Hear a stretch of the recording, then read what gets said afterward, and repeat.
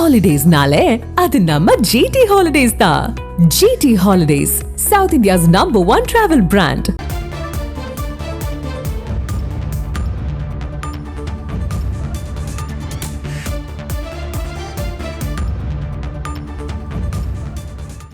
திமுகவில் இணைகிறாரா அன்வர் ராஜா என்ற கேள்வி எழுந்திருக்கிறது. திமுகவில் இணையும் அதிமுக முன்னாள் நாடாளுமன்ற உறுப்பினர் அன்வர் ராஜா என்ற ஒரு தகவல் கிடைத்திருக்கிறது. திமுக தலைவரும் முதல்வருமான ஸ்டாலின் முன்னிலையில் அண்ணா அறிவாலயத்தில் அன்வர் ராஜா இணைய உள்ளதாக தகவல் கிடைத்திருக்கிறது. அண்மை செய்தியாக பார்த்து கொண்டிருக்கிறோம். அதிமுகவின் அமைப்பு செயலாளராக இருக்கிறார் அன்வர் ராஜா. தற்பொழுது அவர் திமுகவில் இணைகிறாரா என்ற கேள்வி எழுந்திருக்கிறது.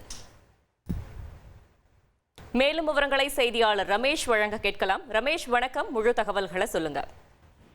வணக்கம். அதிமுகவின் முன்னாள் எம்பியும் அதிமுகவின் அமைப்பு செயலாளருமான அன்வர் ராஜா முதலமைச்சர் மு.க.ஸ்டாலின் தலைமையில திமுகவில் இன்று இணைய இருக்கிறார்.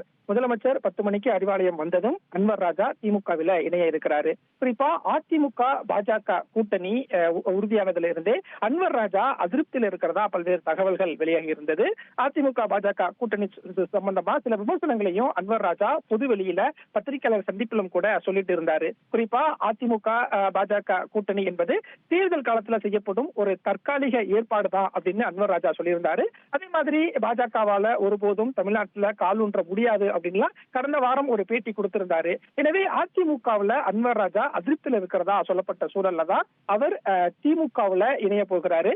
ராமநாதபுரம் மக்களவை தொகுதியில போட்டியிட்டு அதிமுக எம்பியாக தேர்வானவர் தான் அன்வர் ராஜா.